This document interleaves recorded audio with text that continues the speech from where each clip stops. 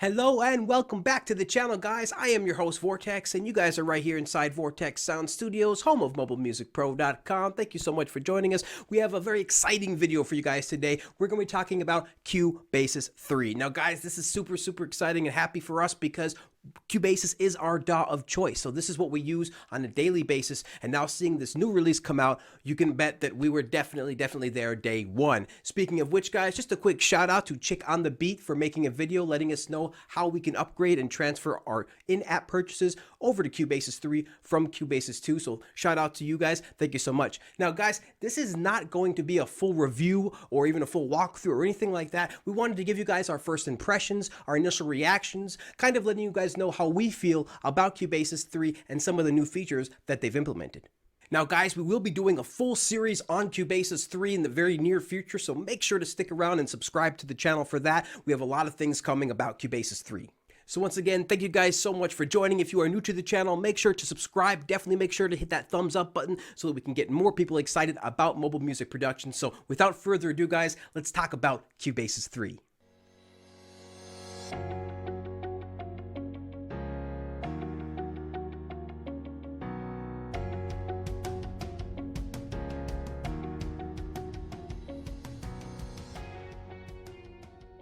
Alright guys, here we are. Welcome to Cubasis 3. We have it pulled up right here on the App Store where you guys can see everything from the ratings to the information to the description. And as you can see, guys, this is coming in at 1.2 gigabyte and it will require the iPad OS 13. Now, a couple of you guys are like, hey, why can't it be backwards compatible? But this is rewritten from scratch, guys. This is a brand new app, so this is going to require the latest technology. We understand, as you can see, it's using all of the latest stuff, guys, so make sure you check this out. Now, I know a lot of you are like, oh man, $50 though, I have to buy it again. Are you guys serious? But again, as we were just talking about, guys, continuing on with this thread, this really is a brand new app rewritten from scratch. It's universal. It goes across the iPhone and the iPad. It has a completely rewritten engine. You can tell this from when you click play, and you can move MIDI around, you can move audio around, you can cut things and edit things, all while the song is still playing. Super smooth, guys, super smooth. So we understand that it does require the latest technology. And again, guys, $50. Now, I'm like you, I wish there would have been some kind of discount. I mean, any kind of discount would have been fantastic, but unfortunately, we did not get that. But again, guys, there is plenty of sales throughout the year that you will be able to grab this for eventually. Now, just a quick note, guys, on restoring in-app purchases, and a quick shout out to Chick on the Beat from over there at WeSampleEverything.com, as she let everybody know with a great video, guys. You have to have the latest version of Cubase 2 in order to get your in-app purchases moved from Cubasis 2 to Cubasis 3. You have to have Cubasis version 2.8.2. We'll go ahead and just pull that up really quickly here. We type in Cubasis 2 and we search, and we find the latest version here is 2.8.2, released one day ago. Again, in order to get your in-app purchases transferred from Cubasis 2 to 3, you will have to have this latest version. And once you do that, you just go ahead and pull up Cubasis 2.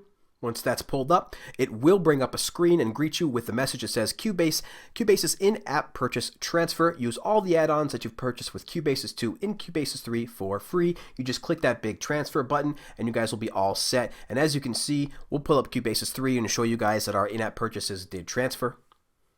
And all we have to do is click shop once it's pulled up and all of our stuff is transferred. So it's ready to go, guys. Simple as that. In our next section, guys, we're going to be talking more about some of the great new features that are featured in Cubasis 3.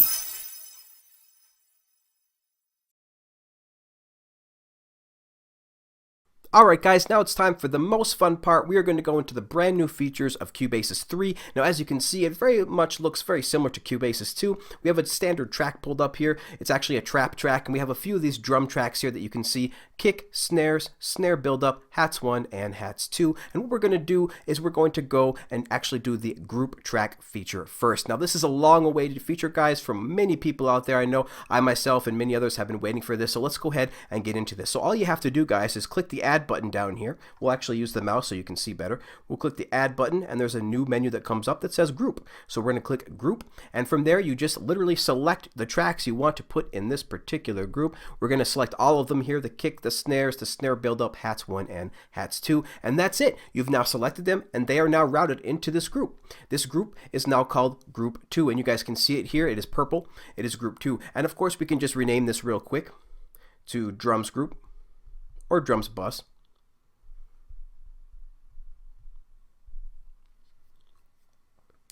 And that's it, guys. There you have it. You can see you have the insert effects here and the send effects here. We'll look at it in the mixer. And as you can see, there it is pulled up right here.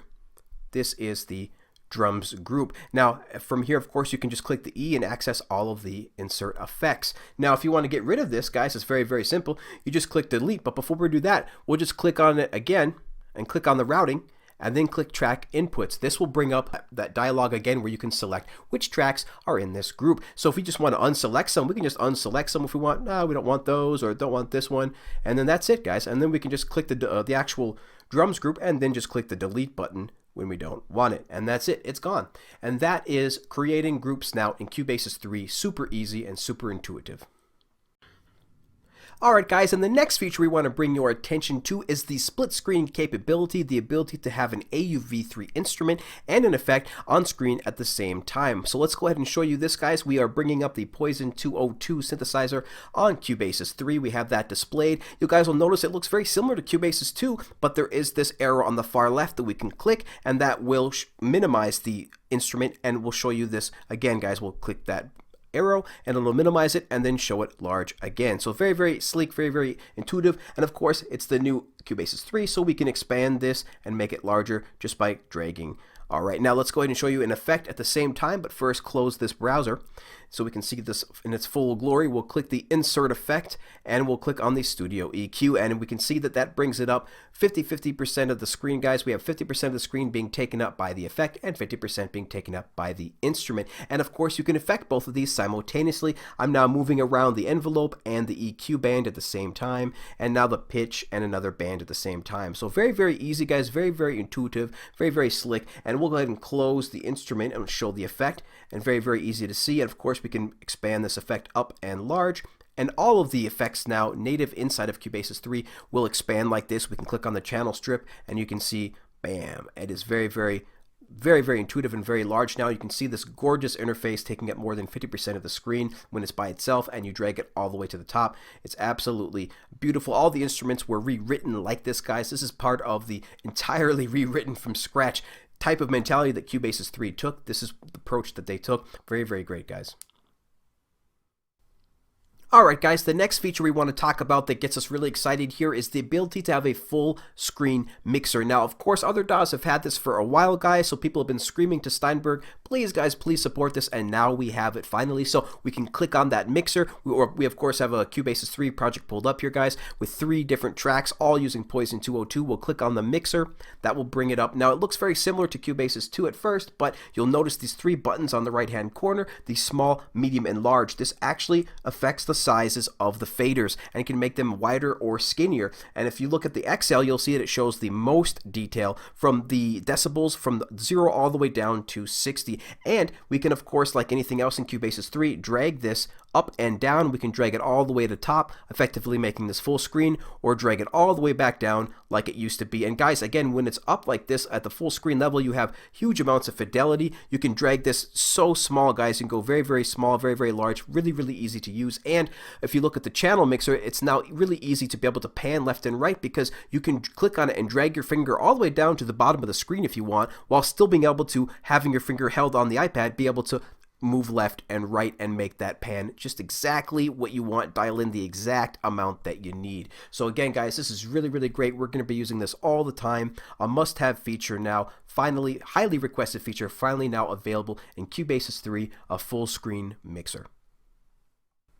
Alright, we hope you guys are enjoying the video so far. The next feature we want to talk about is the undo and redo list. Guys, this is super important, and we're super glad that it's finally here in Cubasis 3. Again, a feature found in many other DAWs, a little bit lacking here in Cubasis, now finally here. And to find this out, guys, all we have to do is look at the undo and redo, and you'll see there's now these little icons above the original icons that is instructing you to long tap. So if we long tap over the undo list now, we can see we have a full history of all the things that we've done, and same for redo as well, long tapping, undo, or redo. So let's just do a couple things, guys. Let's delete a track here. We were starting with just these 3 Poison 202 tracks. We'll delete a couple of these tracks and then maybe add a MIDI track. Look at the undo history, and as you guys can see, there it is. Now we'll go back to the original state that we were by clicking on, let's see, number 4 here, track 2 pan changed. We click on that, and here we are again.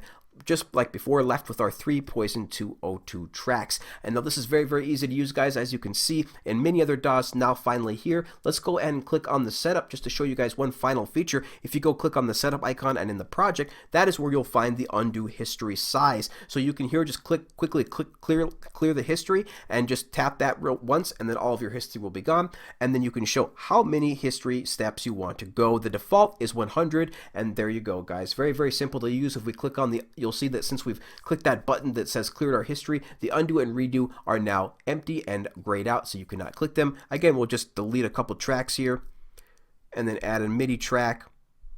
Go back to the undo, long tap that undo, and you can see there is all of our stuff that we have done, guys. So we hope this was helpful. We know we'll be using this feature all the time. And the final feature we want to talk to you guys today about is this updated user interface for the media library and MIDI editor, guys. This is really, really great to see. Again, another long-awaited feature. Let's take a look, dive right in. We click on the media browser here in this Cubasis 3 project. We can see that we now can click on audio, and you'll see all of these different folders in here, guys. So you can now double click on a folder and see that it expands inside of there. And you can create folders and then folders and then folders, and it will continue to expand. And what's also great, guys, is there's an autoplay button now. You can click on this and it will autoplay. So very, very cool. Can make folders in here, really easy and easy to use. And it works really well with, of course, the new file system, because of course you can browse with the files. We can go into the files and look at our locations and check out on my iPad, Cubasis 3, right in the audio, guys. There is the directories that we were just looking at within our Cubasis 3. So really, really easy to move files around now with the new file system and this new media browser. All right, guys, the next thing we want to talk about is the MIDI UI. So let's click on a MIDI clip and we can bring this up, and right away we can see that the features that used to be only on the top of the screen are now finally just above the MIDI editor. Very, very easy to access. So before we just had our undo and our redo and our quantize and our split and all this stuff, our draw and erase, it was all the way at the top of the screen, guys. Not sure who thought of that, but now we have it directly above our MIDI editor, so it's really, really easy right there. And of course, like everything else in Cubasis 3, we can drag this up all the way to the top if we want, and all the way down, and have those buttons and features always available right to us right there. So we can click draw right here, click erase, whatever we want to do right here, nice and easy. Select anything we want to do, erase, draw, split, all right here, guys, right above the MIDI editor.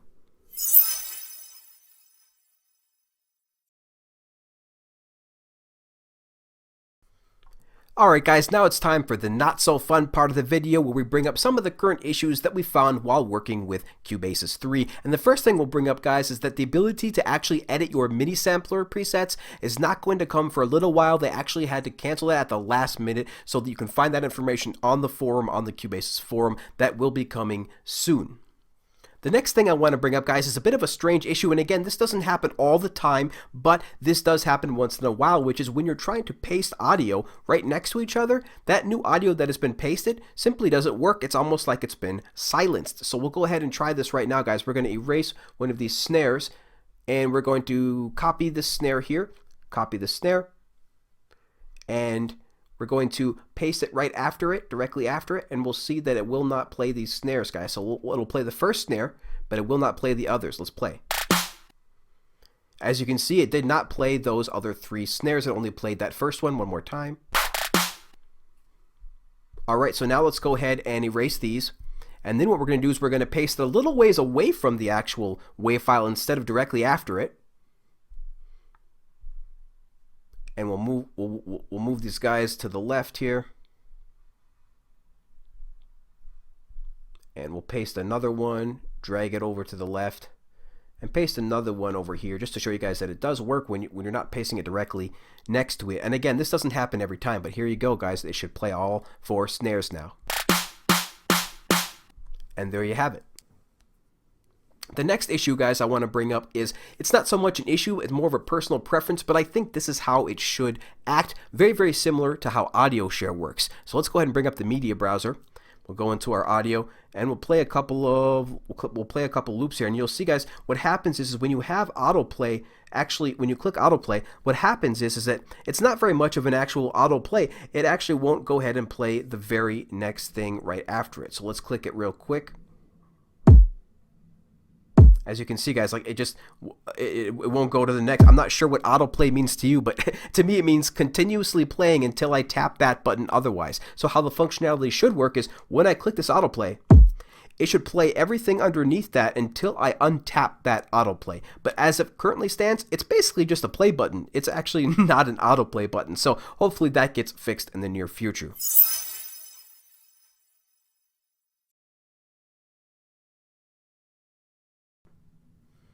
And now, guys, we're going to go ahead and show you how to import your Cubasis 2 projects into Cubasis 3. They make it really simple, so let's go ahead and do that now. We have a Cubasis 2 project pulled up with a MIDI track, a Nano Studio track, and an audio unit with pure synth on here. So if we look at the MIDI track, there's no effects in here in the insert effects. Let's go to the insert effects.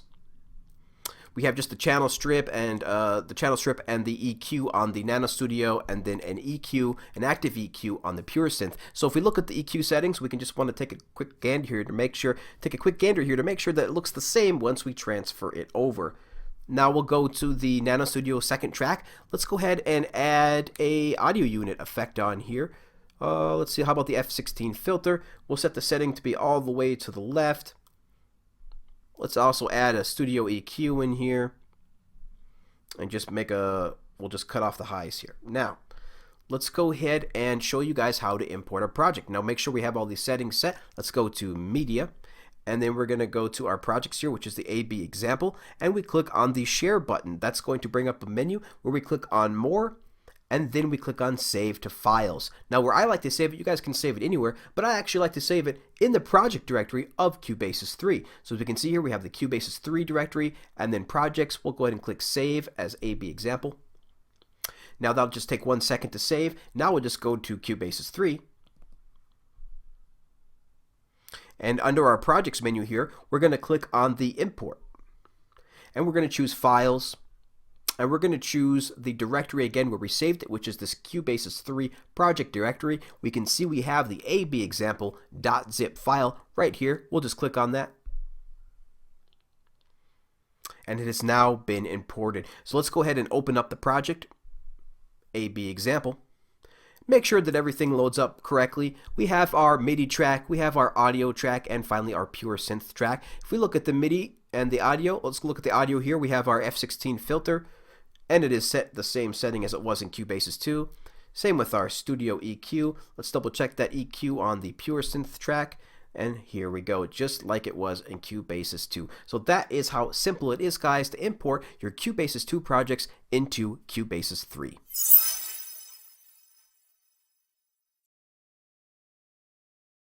Alright, guys, we really hope you enjoyed that. We know that we did. Definitely enjoyed going through Cubasis and making a song with it in order to learn all this stuff, guys. So we hope that it is helpful to you. As you can see, there's a few kinks, there's a few quirks, right? It's a brand new piece of software, guys. This is how software development works.